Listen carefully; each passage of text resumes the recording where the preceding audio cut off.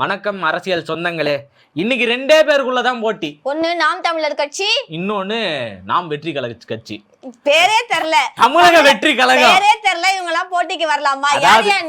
அதாவது நாங்க மொத்தமே வெற்றி தான், அதனுடைய சிம்பலா தான் நாங்க வெற்றி. நாங்க எப்போதுமே தமிழர்கள் தான், தமிழுக்கு தான் இங்கே முதலிடம். அப்புறமா தான் நாங்க வந்து ஜாதி மதத்துக்குள்ள வருவோம். நாங்க எப்படி பார்த்தாலும் தமிழர்கள்னு சொல்லிக்கிட்டு அதுக்குள்ள ஜாதி மதத்துக்குள்ள போறீங்கன்றது ரொம்ப தெளிவா. ரெண்டாவதா தானே இருந்தாலும் நாங்க தமிழர்கள் தானே. ஜாதி மதத்துல நீங்க ஒலிக்க போறது இல்ல. கட்சி பேரே தெரியல, நீ எல்லாம் வரவே கூடாதுடா. கிளம்புடா தற்குறி. என்ன வேணா நீங்க சொல்லிக்கங்க, பிறப்புக்கும் எல்லா உயிருக்கும் எங்களுக்கு தான் சரியான உண்ணா இருக்குது. அதுவே திருவள்ளுவர் சொன்னது. அத பார்த்து யார் சொன்னா? திருவள்ளுவர் சொல்லல. நீங்க என்னமோ சொந்தமா யோசிச்சு எழுந்த மாதிரி பேசக்கூடாது. ஸ்கிரிப்ட பார்த்து படிக்கிறவங்களுக்கு எல்லாம் என்னடா யாரா நீ? நான் என்ன சொல்றேன்னா, தாவேக்காவுடைய கொள்கை எடுத்துப்போம், நாம் தமிழருடைய கொள்கை எடுத்துங்க, இதப்படி பேசுவோம்.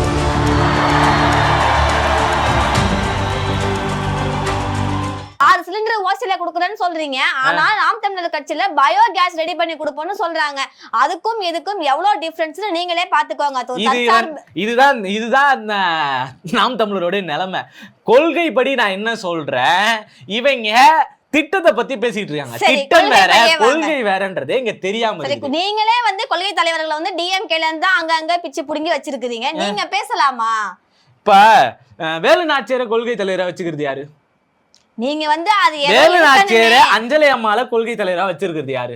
இதுக்கு முன்னாடி யாரு அறிவிச்சா? பெரியார கொள்கை தலைவரா யாரு வச்சிருக்கா? பெரியார் கொள்கை தலைவரா யாரு வச்சிருக்கா? தமிழக அரசியல்ல பெரியாரையும், தமிழக அரசியல்ல இந்திய அரசியல்லையே பெரியாரையும் அம்பேத்கரையும் எதிர்த்துட்டு உங்களால அரசியல் பண்ண முடியும்னா அது ஒரே ஆளு RSS பிஜேபி மட்டும்தான். அவங்களாலே முடியாது. அவங்களும் அம்பேத்கரை ஏத்துக்கிட்டு தான் ஆகணும். அதான் டிஎம்கே பார்த்து காப்பி அடிச்சு கொள்கை தலைவரை நீங்க வச்சிருக்கீங்க. அப்படி இருக்கும்போது நீங்க பேசலாமா? கட்சி பேரே உனக்கு வாயில வரல, நீ எல்லாம் எதுக்குடா வாதத்துக்கு வர்ற? கிளம்புடா தம்பி. கட்சி பேரை தவிர வேற எதுவும் தெரியல, அதனால இப்ப அது மட்டும் புடிச்சுக்கிறது. அப்படியெல்லாம் கிடையாது. நீ தயவு செஞ்சு நீ கிளம்பு. கிளம்பிட்டா நம்ம மட்டும் தனியா பேசிட்டு போயிடலாம். நாம் தமிழர் மட்டும். ஆமா, நீங்க குழந்தைங்களை வச்சு ஓட்டு வாங்குறீங்க. அம்மா கிட்ட போய் சண்டை போடுங்க, அம்மா அப்ப விஜய் மேமாக்கு ஓட்டு பாடுங்க அப்படின்னு சொல்லி குழந்தைங்களை வச்சு மூவ் பண்றீங்க. நீங்க ஜெயிச்சிட்டீங்களா இத்தனை வருஷத்துல? இதுக்கு வாக்கு சதவீதம் எங்களுக்கு வந்து அதிகமாயிருக்குல்ல. கிட்டத்தட்ட 8% மேல லாஸ்ட் எலெக்ஷன்ல வந்தோம். இந்த வாட்டி கண்டிப்பா அதை விட அதிகமா வருவோம். எல்லாத்துக்கும் மேல மாநில அந்தஸ்து அப்படின்ற ஒரு பதவி எங்கள்கிட்ட இருக்கு, ஒரு பேர் இருக்குது. உங்கள்கிட்ட என்ன இருக்கு?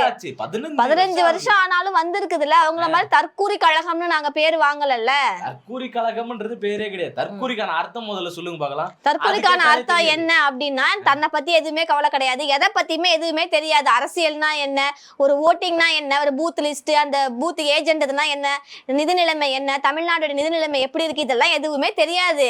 ஆனா நிதி நிலைமை குறைஞ்சா என்ன பண்ணுவாங்கன்னு கேட்டா, எங்க தலைவர் வந்து 2 படம் நடிக்க போவாரு, 2000 கோடி வசூல் கொண்டு வருவாரு, அதை வச்சு நிதி கஜானா வந்து காப்பாத்துவாரு இப்படின்னு பேசுறாங்க. பாத்தீங்களா, இவங்க தான் தற்கூரி. இங்க இருக்கக்கூடிய அந்த அரசியல் நிலவரம் என்ன அப்படின்னு தெரியாத, விஜய் மேல நம்பிக்கை உடைய அந்த வெறும் கண்மூடித்தனமான விஜய் மேல அவர் நல்லது செய்வாருன்ற நம்பிக்கையை வச்சு மட்டுமே பேசக்கூடியவங்களை வச்சு நீங்க பேசிட்டு இருக்கீங்க. நான் என்ன சொல்றேன்னா, விஜய் அவர்கள் என்ன செய்ய போறாருன்ற சில திட்டங்களை இங்க அறிவிச்சிருக்காரு. ஒன்னும் இலவசம் வந்துருவீங்க. நீங்க இலவசம் சொல்றீங்களே, அது எவ்வளவு பெரிய அபத்தமான ஒண்ணு தெரியுமா? இதுக்கு முன்னாடி இலவசம் வந்து கொடுக்கலையா?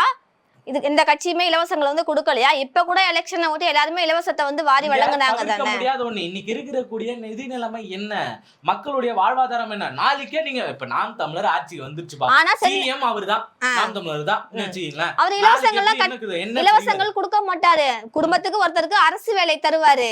அது மட்டும் இல்லாம தற்சார்பு பொருளாதாரத்தை ஏற்படுத்துவாரு. ஏற்படுத்தி நமக்கு என்ன தேவையோ அதான் சொல்லிட்டாருல. விவசாயிகள் எல்லாருமே வந்து விவசாயம் மூலமா இங்க ஜிடிபி எவ்வளவு அதிகமா இருக்கு, அதை இன்கிரீஸ் பண்ணணும். இப்ப நீங்க விவசாய நிலத்தை நீங்க வந்து கூறு போட்டு பிளாட் போட்டு வித்துட்டீங்க அப்படின்னா அதற்கான வருமானம் இருக்காது. விவசாய நிலத்தை வச்சு விவசாய தயாரிக்கிற பொருளுக்கு அவனே விலையை நிர்ணயம் பண்ணணும். அப்படி வரும்போது கண்டிப்பா தமிழ்நாடு உயரும். இங்க இருக்கிற பணம் இங்கவே இருக்கும், ஜிடிபி இன்கிரீஸ் ஆகும். நீங்க அதை சொல்லுங்களேன். நீங்க போய் பாருங்க. அதே பண்ணுவோம் வேணாம். எனக்கு விவசாயத்துல என்ன நடக்க போகுது அண்ணன் தெளிவா போட்டு படம் போட்டு காட்டுறாருல, அதை சொல்லுங்க. ஃபர்ஸ்ட் விவசாயத்துல அரிசி தயாரிக்கிறாங்களா? அது மட்டும் இல்ல, விளைவிக்கிறாங்க. அரிசி, கடலை, இது மாதிரி நிறைய சிறுதானியங்கள்லாம் வந்து விளைவிக்கிறாங்க. இந்த விளைவிக்கிறதுல காய்கறிகள் எல்லாமே தான் அடங்கும். தக்காளி, வெங்காயம் எல்லாமே தான் அடங்கும். இந்த தயாரிக்கிற அந்த பொருளுக்கு விவசாயி அவங்களே தான் விலை நிர்ணயிக்கிறாங்க. ஒரு கிலோ தக்காளியா 50 ரூபாய், 20 ரூபாய், 30 ரூபாய்னு அவங்களே நிர்ணயிக்கிறாங்க. இப்ப விவசாயம் பண்ணிடுறாங்க. எல்லாருமே விவசாயம் பண்ணிடுறாங்க. இந்த விவசாயத்தை வச்சு மட்டுமே நாளைய தலைமுறையை உருவாக்கிட முடியுமா? கண்டிப்பா உருவாக்க முடியும். விவசாயிக்கு அரசு வேலை அப்படின்னு அவரு கொடுக்குறாரு, கவர்மெண்ட் அப்படின்னு வரும்போது இப்ப இங்க விவசாயிகள் அரசு வேலை அப்படின்னு இருக்குல்ல, அங்கதான் நான் கேள்வி கேட்கிறேன். என்னன்னா, பெரு விவசாயிகளுக்கா, நிலம் வச்சிருக்க முதலாளிகளுக்கு அரசு வேலையா, அதை அரசா கன்சிடர் பண்றீங்களா? சிறு குறு விவசாயிகள் இருக்காங்க, சிறு குறுநில விவசாயிகளுக்கு தான் கிடையாது. சிறு குறு விவசாயிகள் கூட சும்மா ஒரு ஏக்கர் நிலம் வச்சிருப்பாங்க, அத வச்சு கூட ஒரு ஏக்கருக்கும் கம்மியான நிலங்கள் வச்சிருக்கவங்க சிறு குறு விவசாயிகள். நான் என்ன கேக்குறேன்னா, அந்த நிலத்துக்கு கூட வழி இல்லாம அவன் வந்து வெறும் அங்க போய் அடிமையா வேலை பாக்குறான்ல, வெறும் 50-100 அதுக்கு பேரு அடிமை இல்ல, கூலி வேலை பாக்குறவங்கன்னு பேரு. அவங்களுக்கு இன்னைக்கு என்னன்னா, இன்னைக்கு நீ சும்மா இங்க மேல உட்காந்துக்கிட்டு அவன் அங்க அப்படிதான் வேலை பாக்குறான், கூலிக்கு தான் வேலை பாக்குறான்னு சொல்லக்கூடாது. அங்க என்னவா நடத்தப்படுறான், அதுதான் ரொம்ப முக்கியமான. அவங்க போய் வேலை பாக்குறாங்க, அதுக்கான ஊதியத்தை வாங்கிட்டு வர்றாங்க. நீங்க வந்து 90s காலகட்டத்திலே இருந்துகிட்டு இருக்கு. நீங்க 80s 70sல வாழ்ந்துகிட்டு இருக்கீங்க. 2026க்கு நீங்க வாங்க. இன்னைக்கு வந்து யாருமே அப்படி கிடையாது. 2026ல தான் ஜாதி கட்டமைப்புல தெருவுல நடக்கூடாதுன்னு சொல்றது. இன்னைக்கு அந்த மாதிரி யாருமே நடக்கலையே. ஏன் தெருவுக்குள்ள வராதீங்கன்னு யாருமே சொல்லலையே. ஒரு உதாரணம் சொல்லுங்க, எங்க நடந்துச்சுன்னு. சமீபத்துலதான் வந்துச்சு, ஸ்கூல் பிள்ளைங்க எல்லாம் வந்து அந்த தெரு வழியா நடந்து போறாங்கன்னதும் ஒரு பாட்டி கட்டையை தூக்கின்னு வருது. எங்க இருந்து வந்துச்சு அந்த தைரியம் அந்த பாட்டிக்கு? அந்த பாட்டி மேல ஆக்ஷன் எடுத்தாங்கல்ல, அதுக்கப்புறம் ஆக்ஷன் எடுத்தாங்கல்ல, இது மாதிரி எல்லாம் பண்ண கூடாது அப்படின்னு. யாரு எடுத்தாங்களா? நாம் தமிழர் ஆட்சி எடுக்கலையா? நாம் தமிழர் எதுக்குமே ஆக்ஷன் எடுக்காம தான் இருந்தாங்களா? வெள்ளம் வந்தப்ப களத்துல வந்து நின்னது யாரு?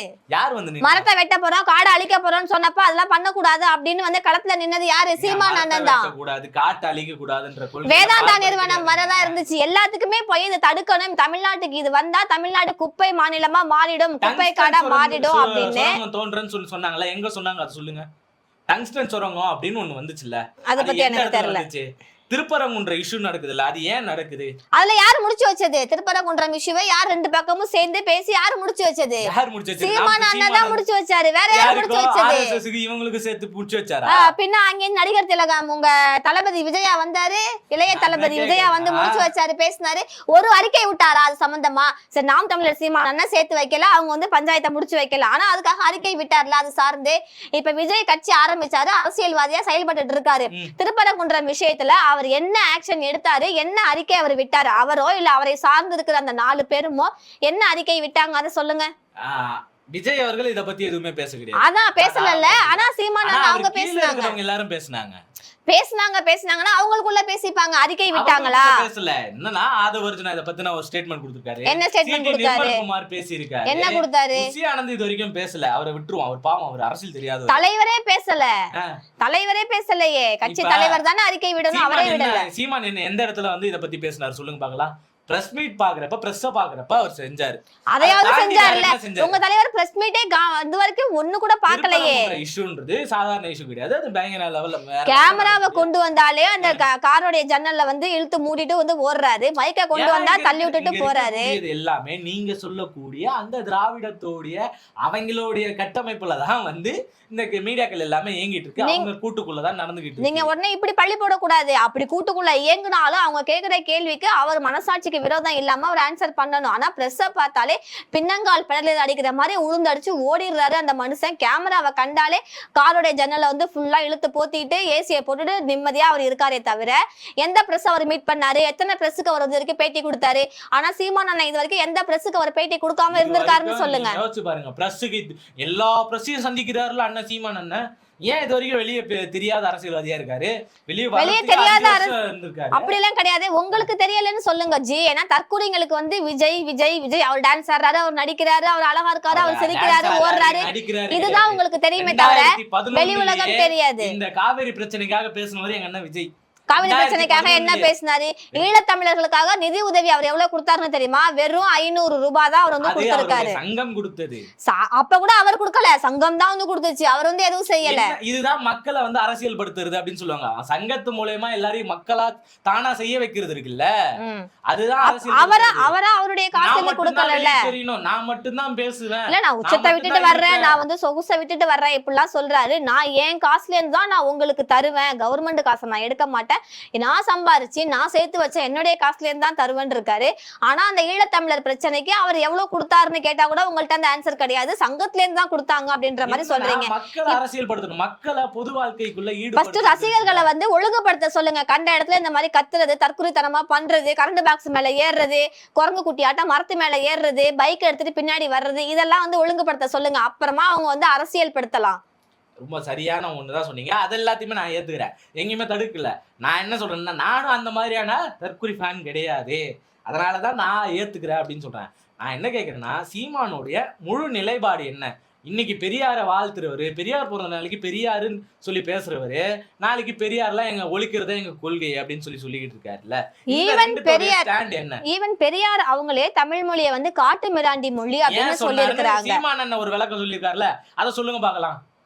ஏன்னா தமிழ் மொழியை கத்துக்கிறவங்க மத்த மொழியை வந்து கத்துக்க மாட்டாங்க. தமிழ் மொழியை மட்டுமே படிச்சுக்கிட்டு இருந்தா உலக விஷயங்கள் தெரியாது, காட்டு மிராண்டியா மாறிடும். கிடையாது சீமானண்ணன் சொன்னது. சீமானண்ணன் சொல்ல விளக்கத்தையே நான் சொல்றேன். எப்பா அது அவருடைய வழக்கமான மொழி. இது யார் சொன்னதுன்னா பாரதிதாசன் சொன்னது. பாரதிதாசன் சொன்னதை வச்சு சீமான் சொன்னது. ஏன்னா இவர் பாரதியார் ஏத்துப்பாரு, சீமானண்ணன் பாரதிதாசனை ஏத்துக்க மாட்டாரு. பாரதிதாசன் என்ன சொல்லியிருந்தாருன்னா, எப்பா காட்டு மிராண்டி மொழி அப்படின்னு ஒண்ணு சொல்றானா, இவங்க எல்லாரும் மற்றது எல்லாமே தேவ பாஷைன்னு சொல்றாங்க. அந்த தேவ பாஷைக்கெல்லாம் முன்னாடி வந்ததுதான் காட்டு மிராண்டித்தனம். காட்டு மிராண்டி இந்த நாகரிகம் வந்ததுக்கு அப்புறம் தான் இவங்க தேவர்கள் எல்லாம் அப்படிலாம் சொல்றாங்க. இப்ப இந்த காட்டு மிராண்டி அதுக்கு முன்னாடியே வந்தது.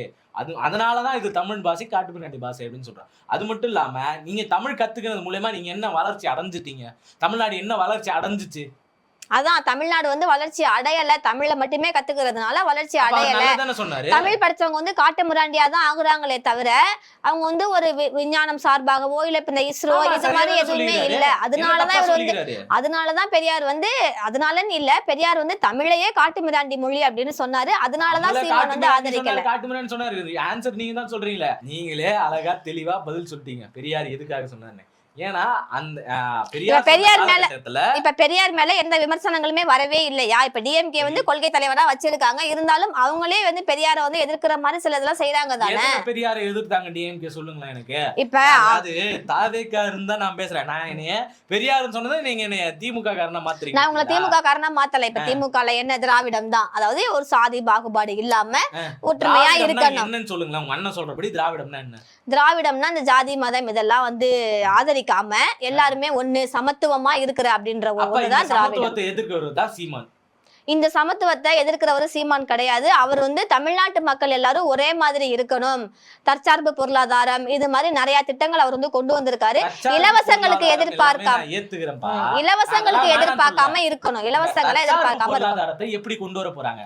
அரச காலங்கள்ல தற்சார்பு பொருளாதாரம் தான், இங்க இருந்து ஏற்றுமதி செஞ்சதுதான் அதிகம். அப்ப மக்கள் எப்படி இருந்தாங்க? மக்களை பத்தின வரலாறு எங்க? இங்க ஏகப்பட்ட வரலாறு இருக்கு. பாண்டியனை பத்தி இருக்குது, சோழனை பத்தி இருக்குது, பல்லவர்களை பத்தி இருக்குது. அந்த வரலாறுலாம் ஓகே. அடிமட்டத்துல ஒருத்த வேலை செஞ்சான்ல, இறங்கி கக்கூஸ் கழுவுனான்ல, இறங்கி அவங்க மலை ஜலத்துல அள்ளி போட்டான்ல, அரச குடும்பத்துல வேலை செஞ்சான்ல, அவனுடைய வரலாறு எங்க? வரலாறு எங்கன்னா நீங்க தேடி பார்த்தா அதுல கண்டிப்பா இருக்கும், நீங்க தேடி பார்க்கல அப்படின்னு சொல்லுங்க. எங்கேயுமே அவங்க வரலாறு பொறிக்கப்படலை. ஏன்னா அவங்க எல்லாரும் ஒடுக்கப்பட்டு இருந்தாங்க. அரசனை தூக்கி வச்சு கொண்டாடுற லெவல்ல அவங்க, அது வந்து மன்னராட்சி. மன்னராட்சிக்கும் மக்களாட்சிக்கும் வித்தியாசம் இருக்குது. நீங்க மன்னராட்சியை வந்து விடுங்க, தூக்கி வச்சு கொண்டாடுறாரு. மக்களாட்சிக்கு நீங்க வாங்க. மன்னர்களை அவர் தூக்கி வச்சு என்னைக்குமே அவர் கொண்டாடல. சோழனை பத்தி சொல்லலையா, சேரனை பத்தி சொல்லலையா? அவங்க எப்படி தமிழ்நாட்டை ஆண்டாங்க, அடுத்தவங்களை உள்ள விடாம எப்படி ஆண்டாங்கன்றத அவர் சொன்னாரு. கட்டமைப்புக்குள்ள வச்சு சச்சார்பு கொண்டு வந்தாங்கல்ல, அதுதான் கொண்டு வரதா? மன்னர்களை வந்து உயர்வாதான் அவர் பேசினாரே தவிர மன்னர்கள் மாதிரி மன்னராட்சியை நான் கொண்டு வருவேன்னு சொல்லல. அவர் கொண்டு வர வேணாம், மக்களாட்சின்ற பேர்ல அவர் தான் சொல்றாரு பாசமான சர்வாதிகாரம். சர்வாதிகாரத்துல என்னையா பாசம்? சர்வாதிகாரத்துல நான் என்ன பாசம்னு கேக்குறேன். சர்வாதிகாரத்துல பாசம் இதெல்லாம் அவர் சொல்லவே இல்லையே, நீங்களா ஏன் அவுத்து சொல்லல? விடக்கூடாது. நான் எடுத்து காட்டுவேன். உங்க அண்ணன் பிரச்சாரத்தின் போது பேசுனதுதான் நீங்களா வந்து அவுத்து விடக்கூடாது. ஒரு அன்பான சர்வாதிகாரமா இருக்குன்னு சொன்னது. ஒரு நாள் சீமான். பிரச்சாரத்துக்கு வந்துட்டு 4 நாள் லீவு போட்ட நீங்கலாம் வந்து சீமான் அண்ணன் பிரச்சாரத்தை பத்தி பேசவே கூடாது. சீமான் அண்ணன் தான் பெஸ்ட். அவர் வந்து வந்தா கண்டிப்பா தமிழ்நாட்டுல நல்லது நடக்கும். யாருமே இலவசங்கள் வந்து எதிர்பார்த்து இருக்க மாட்டாங்க. அவங்கவுங்க வேலையை அவங்கவுங்க பார்த்துப்பாங்க. யாருக்கு எதுவுமே ஆசைப்படாம அவங்க வந்து இருப்பாங்க. அவங்களோட தேவைகள் எல்லாமே பூர்த்தியாகும். இது எல்லாமே நடக்கணும் அப்படின்னா செந்தமிழன் சீமான் அண்ணன் அவங்க தலைமையில ஆட்சி அமையணும். அது ஒண்ணுதான் ஒரே வழி.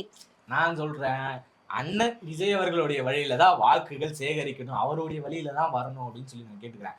ஏன்னா இங்க திராவிடம் என்ன, தமிழ் தேசியம் என்ன, இப்படி தெரியாமலே பேசிக்கிட்டு இருக்கக்கூடியவர் தான் அண்ணன் சீமான். தெரியாம கூட கிடையாது, அது தெரிஞ்சுக்கிட்டு பணத்துக்காக பேசிட்டு இருக்கக்கூடியவர் தான் அண்ணன் சீமான் அவர்கள். ஆனா இது ரெண்டுத்தையும் 2 கண்கள் அப்படின்னு சொல்லி அதன் வழி நடக்கக்கூடிய அண்ணன் விஜய் அவர்கள் ஆட்சி அமைச்சா ரொம்ப சிறப்பா. சரி, நம்ம அடிச்சுக்க வேண்டாமே. 4ஆம் தேதி ரிசல்ட்டே வந்துடும். அன்னைக்கு தெரியும் எத்தனை பேருடைய உயிர் வந்து வானத்துக்கும் பூமிக்கும் நடுவுல வந்து அலைக்கழிக்க போறது அப்படின்னு அன்னைக்கு தெரியும். கன்ஃபார்ம் தாவேக்கா இப்ப வந்த உடனே நான் சொல்றேன், ஒரு 8 இடமாச்சு நாங்க புடிச்சிருவோம். நீங்கள் தான் தெரியல எப்படி ஊசலாட போகுதுன்னு பார்த்து தெரிஞ்சுக்கலாம். மே 4ஆம் தேதி wait for a voting result. We are waiting. Thank you.